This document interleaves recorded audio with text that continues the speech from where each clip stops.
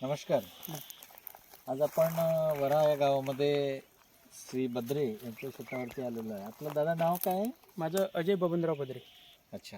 पूर्ण गाव? वरा, तालुका तिवसा, जिल्हा अमरावती. अच्छा.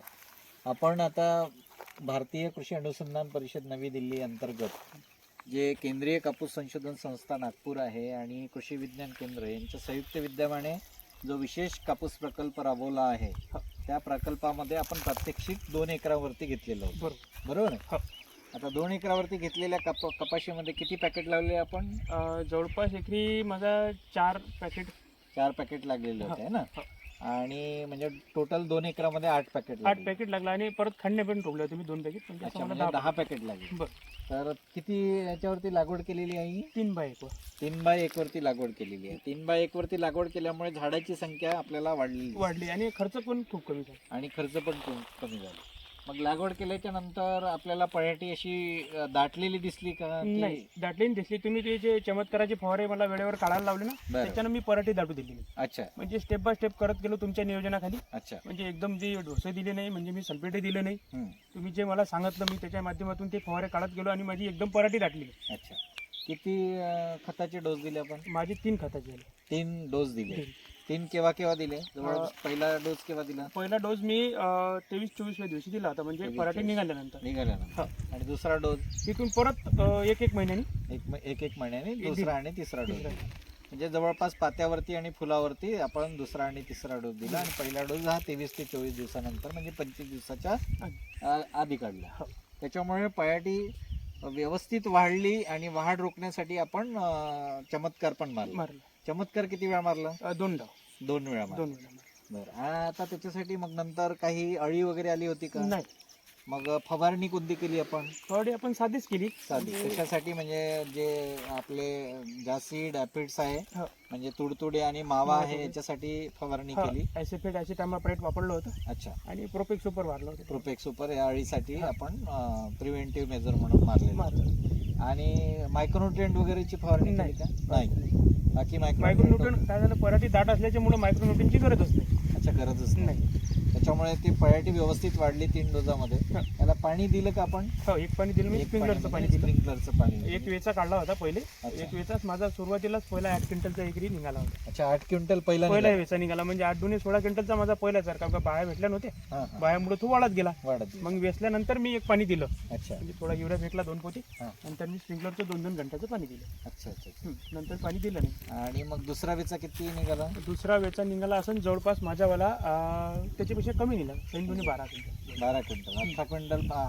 6.5 निघाला. दुसरा कमी निघाला, थोडासा लवकर वेचला गेला की नाही. अच्छा अच्छा. म्हणजे 8 क्विंटल पहिला, दुसरा 6 क्विंटल म्हणजे 14 क्विंटल आणि तिसऱ्या वेचा 4 क्विंटल. म्हणजे असा एकूण आपल्याला 17 क्विंटल कापूस एकरी झाला. आता या 17 क्विंटल मध्ये आपल्याला काय वाटतं की म्हणजे व्हेरायटी आवश्यक आहे की तुमचं हे जे नियोजन आहे ते आवश्यक आहे की झाडाची संख्या आवश्यक आहे? झाडाची संख्या तर आवश्यक आहेच. अच्छा. पण नियोजन हे फार महत्वाचं आहे. नियोजन जे तुम्ही मला नियोजन सांगितलं का वेळोवेळी म्हणजे पराठी जास्त वाढू न देणे, वेळेवर ते फवारणं, पण ते पण नियोजन गरजेचं आहे. अच्छा. म्हणजे जर आपण पराठी लागून दिली त्याचं काहीच नाही केलं मग कसं होणार?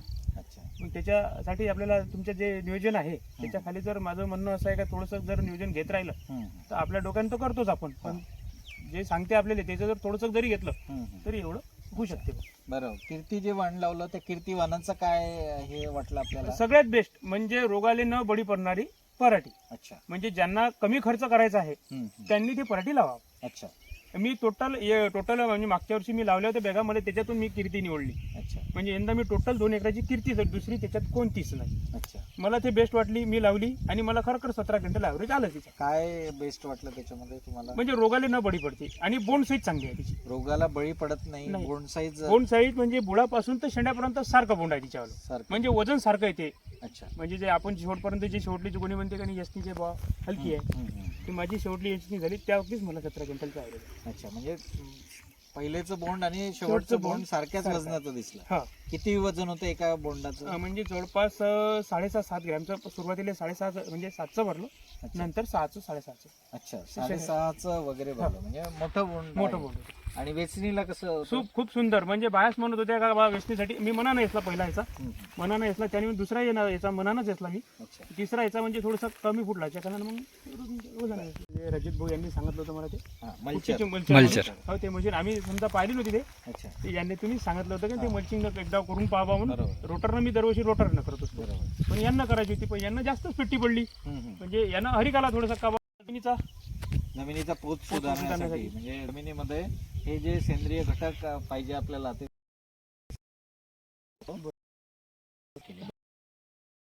काय कसं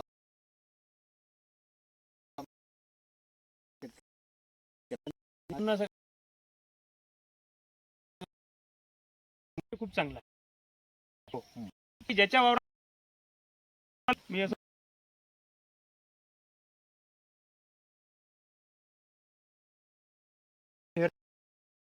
जे तो निवडा जे व्यवस्थित अंतर 3x1 वरतीच Best आहे. मध्ये बेस्ट ठेवायचं. आहे तुमचं नियोजन आहे आणि पराठीची दाट लागवड करणं तुम्हाला जास्त करायची गरज नाही आहे म्हणजे आपण हे करतो आणि डवराचे अच्छा, अच्छा. म्हणजे मी समजा 2 डवऱ्याचा हम्म, हम्म. पण तर तणकट झालंच नाही ते. अच्छा, म्हणजे झाडाची संख्या जास्त असल्यामुळे आपल्याला तण जे आहे ते तण झालं नाही आणि त्याच्यामुळे तणावरचा खर्च जो आहे तो कमी आहे. एकदम कमी 2 डवऱ्याची फेर दिली मी हा. आणि तणनाशक मारायचं काम नाही पडलं समजा इतर शेतकरी काय म्हणतात तुमच्या गावामध्ये आता विशेष प्रकल्पामध्ये भरपूर शेतकरी आहेत ते काय म्हणतात हलक्या जमिनीमध्ये याचं उत्पादन जवळपास कितीपर्यंत गेलेलं आहे? आमची तर जवळपास 15 पर्यंत गेलं अच्छा 15 पर्यंत गेलं यंदाच गेलं ते आणि मागच्या वर्षी 12-13 पर्यंत गेले पण यंदा खूप चांगलं उत्पन्न आलं अच्छा. म्हणजे कसं आमच्या गावात फक्त पाणी होतं हां हां म्हणजे बाकीचे जसं हे म्हणत पण आमच्या गावात निचरा करणारी जमीन आहे हां मध्यम कालावधी जमीन आहे तर आमची थोडीशी भारी आहे हम्म. आम्हाला वाटे नाही एवढं वाटे नाही कोण का माझं भाव शेत फुटणार होतं हम्म. हे तिथून एकरभर जे आहे ते शेत खालून फुटणार म्हणजे मी असं वाटेच नाही मला वाटे बघ 7-8 क्विंटल जर आहे आलं भाव अच्छा तर भरपूर आहे आपल्यासाठी पण ते योग होते आणि माझी करणी तुमचं सांगणं अच्छा त्याच्यामुळं खूप चांगला म्हणजे एकदम म्हणजे आनंद आहे हम्म. असं कोणाला हो तुम्ही कृषी विज्ञान केंद्राला काय सांगू इच्छिता की हा प्रकल्प चालू राहायला पाहिजे की काय? नाही चालू राहायला पाहिजे अच्छा तुमच्याच्यानं आम्हाला ते म्हणजे मार्गदर्शन भेटलं म्हणजे कसं जे आम्ही 7-8 क्विंटल घेणारे माणसं हम्म. म्हणजे चला पेरून दिलं पोहू आपण काय करायचं त्याचे म्हणजे नियोजन महत्वाचं आहे हम्म, हम्म, तुम्ही काही जरी असेल ते तुम्ही सांगता आम्हाला वेळेवर हे असं करा तसं करा हम्म, हे फवारा मारा तो फवारा मारा वेळेवर येता आणि आमच्या शेतावर विशेष म्हणजे तुम्ही आमच्या शेतावर येता हम्म, हम्म, त्याचं आम्हाला खूप हरी काय काम करून का आमच्या शेतावर आल्यानंतर तुम्ही सांगता का हे मारा हम्म. म्हणजे त्याच्याच्यानं आमचं थोडंसं नियोजन वाढलेलं आहे धन्यवाद तुम्ही चांगलं उत्पादन घेतलं आणि चांगली कपाशी आणि चांगलं प्रत्यक्ष राबवल्याबद्दल कृषी विज्ञान केंद्राच्या वतीने आणि भारतीय कृषी अनुसंधान परिषद नवी दिल्लीच्या अंतर्गत केंद्रीय कापूस संशोधन संस्था यांचा प्रकल्प जो राबवला आहे त्यांच्या अंतर्गत तुमचे धन्यवाद देतो आणि आपण आमच्याकडून आपल्याला शुभेच्छा देतो की पुढल्याही वर्षी हा प्रकल्प राबवून तुम्ही चांगलं उत्पादन घ्याल. धन्यवाद. हो सर धन्यवाद